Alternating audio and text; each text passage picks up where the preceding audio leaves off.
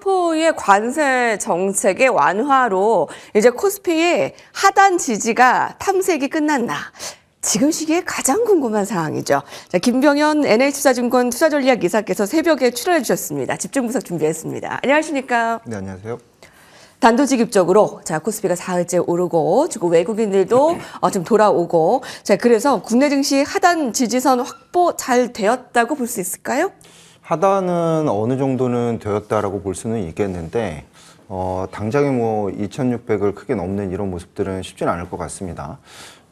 전반적으로 연간에 대한 모습들을 말씀을 드리면 1분기는 이런 뭐 관세 이야기 아니면 과격한 정책 이야기 이런 것들로 인해서 지금 보시는 듯한 이런 조정세를 보일 것 같고요. 그리고 한 2분기, 3분기 접어들면서 감세 정책 그리고 뭐 규제 완화 이런 얘기들이 나타나면서 좀 상승세를 보일 것 같고 올해 4분기는 또 다시 차익 실현 성격의 조정을 보일 것 같습니다. 그래서 지금 1분기에는 이렇게 좀 변동성이 좀 센 이런 모습들을 보일 가능성이 높다라고 생각을 할 수는 있을 것 같은데 그러면 하단은 어느 정도로 설정하는 게 좋을 거냐라는데요. 뭐 차트를 보면서 좀 말씀을 드리죠.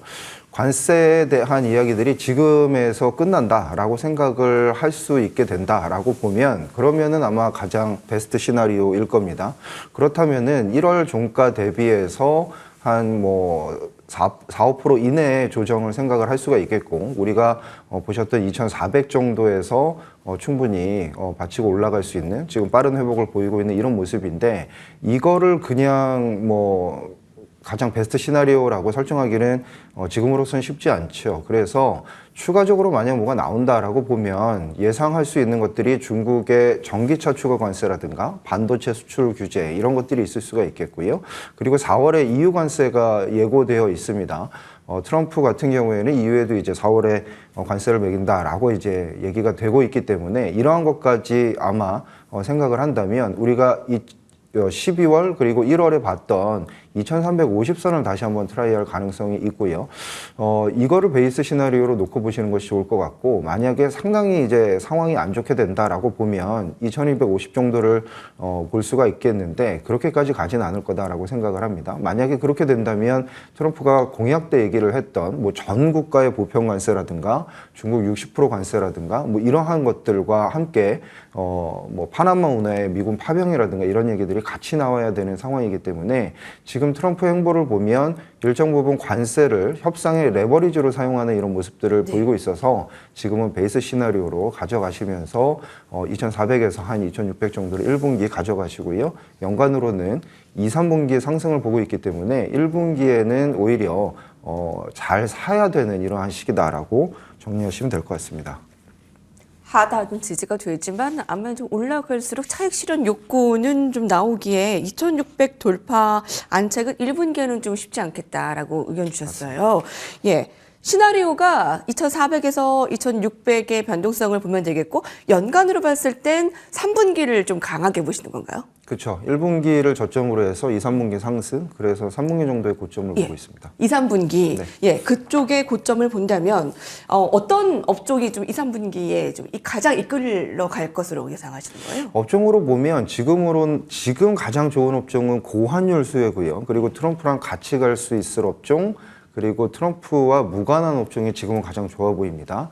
그리고 3, 4, 5월 정도 되면 중국의 양효가 있기 때문에 중국 관련 소비주가 나타날 가능성이 높고요.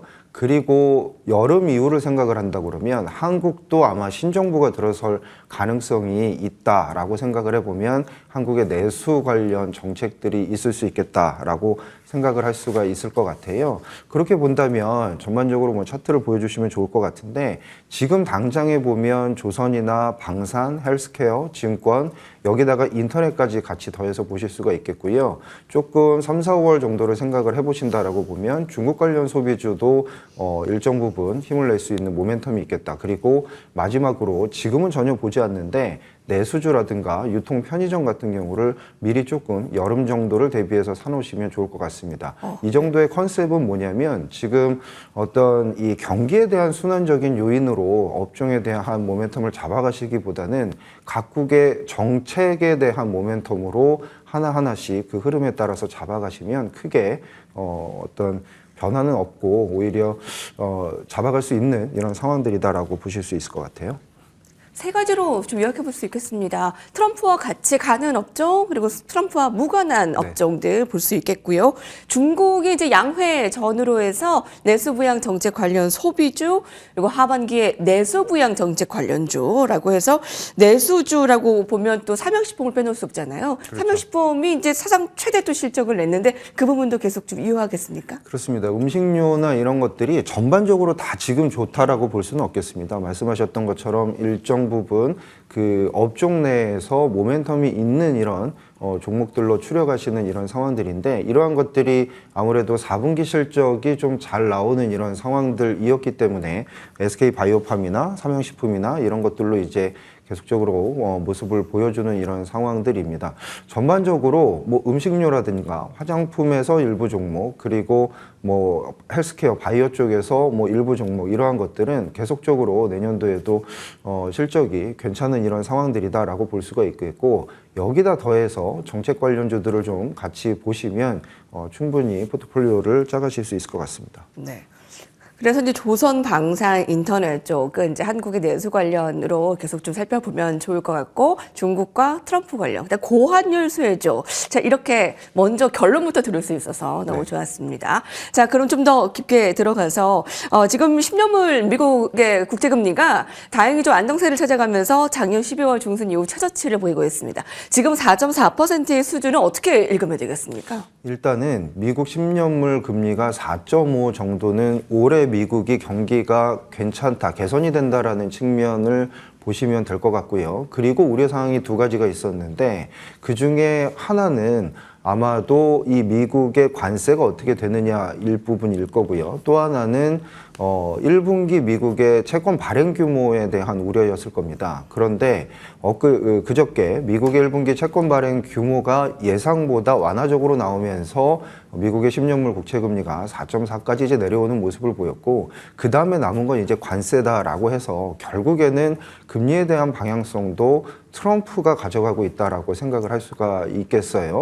하나 또 보셔야 되는 차트가 있는데요. 차트를 보여주시면 유로달러 선물하고 코스피를 같이 그려놓고 보면 그 상관관계가 상당히 높아 보이는 이런 궤적을 보입니다. 유럽의 경기가 지금 현재 뭐 한국에 영향을 되게 많이 미치느냐, 그런 것들이 아니고 미국의 물가나 달러 뭐 이런 강세 요인들이 미치는 영향력이 좀 더 크다라는 거죠. 그러니까 유로달러가 의미하는 것은 US 자산 대비 넌 US 자산, 그리고 넌 US 자산에 대한 유동성, 더 나아가서는 신흥국의 선호도를 나타내 준다라고 보실 수가 있을 것 같은데, 2022년 10월에는 이 유로달러 패러티라는 1 이하로 패러티가 깨졌고요. 공교롭게도 트럼프 1기와 맞닿아 있는 2017년에는 오히려 유로화가 강세를 보이면서 신흥국의 시장이 좋았던 모습입니다.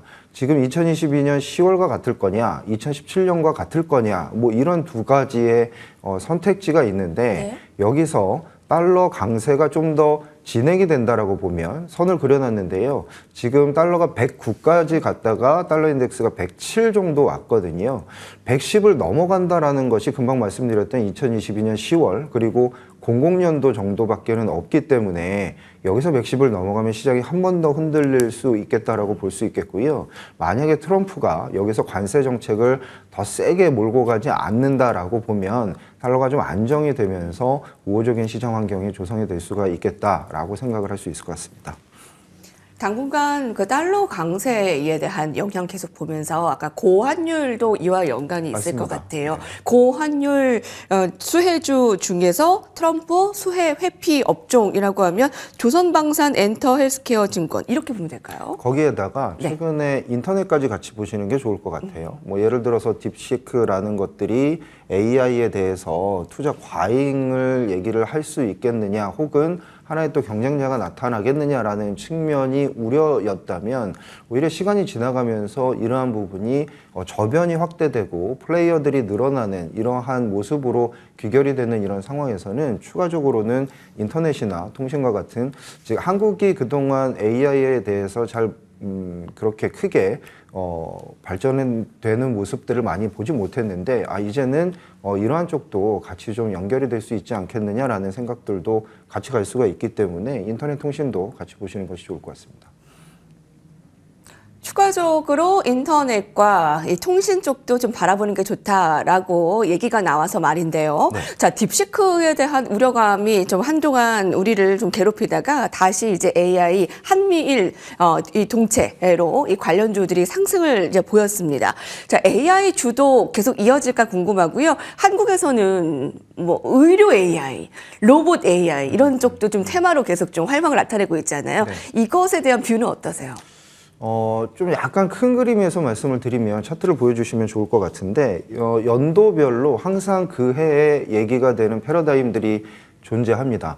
코로나 때는 또 코로나 관련주, 그리고 그 다음에는 리오프닝, 그 다음에는 인플레이션, 그 다음에는 이제 양극화에 대한 모습들이 있었죠. 그리고 바로 작년 같은 경우에는 이런 시간 효율화에 대한 그러한 모습들이 하나의 패러다임이었습니다.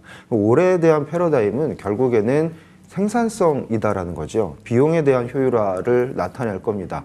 즉, 앞서서 뭐 팔란티어 얘기들도 해주셨는데 이 AI에 대한 부분을 전통 제조업 그리고 B2B 이러한 기업들이 다른 이런 업종들이 얼마나 많이 활용을 하고 비용에 대해서 효율화를 하는, 즉 생산성이 얼마나 늘어나느냐가 올해의 화두다라고 생각을 해보시면 금방 앵커분께서 말씀 주신 것처럼 로봇이라든가 의료 쪽이라든가 아니면 다른 활용도와 결합이 되는 이런 부분들은 계속적으로 이슈화가 될 거고요. 그러한 부분들이 이제 비용이 비싼 쪽에서 점차적으로 활용이 계속되는 대중화가 되면서 저변화가 넓어지는 이런 쪽에서는 장기 테마를 계속 자리 잡을 가능성이 높다라고 볼 수 있겠습니다. 네. 자, 그럼 NH투자증권에서 보는 마지막에 이제 뷰와 전략 하나 해주시죠. 첫 번째 말씀을 앞서서 드렸던 것처럼 올해는 생각보다는 2년 동안 좋았던 인도나 일본이나 이러한 쪽보다는 한국이나 아니면 중국과 같은 경우가 다크호스가 될 가능성이 높습니다. 그 안에서도 코스닥 같은 경우가 올해는 생각보다 좋을 가능성이 좀 있다라고 생각을 하고 있고요. 전반적으로 궤적은 1분기에 잘 사셔서 2, 3분기 상승세를 누리자라고 정리해 드릴 수 있을 것 같습니다. 네, NH투자증권 김병현 투자전략 이사께서 함께해 주셨습니다. 감사합니다. 감사합니다. 네, 코스피 코스닥의 상승, 외국인들의 안착 오늘도 기대를 해보면서 또 금요일에 여러분 또 좋은 유종임을 거두시기 바라겠습니다. 저희 다음 주에 인사드릴게요. 감사합니다.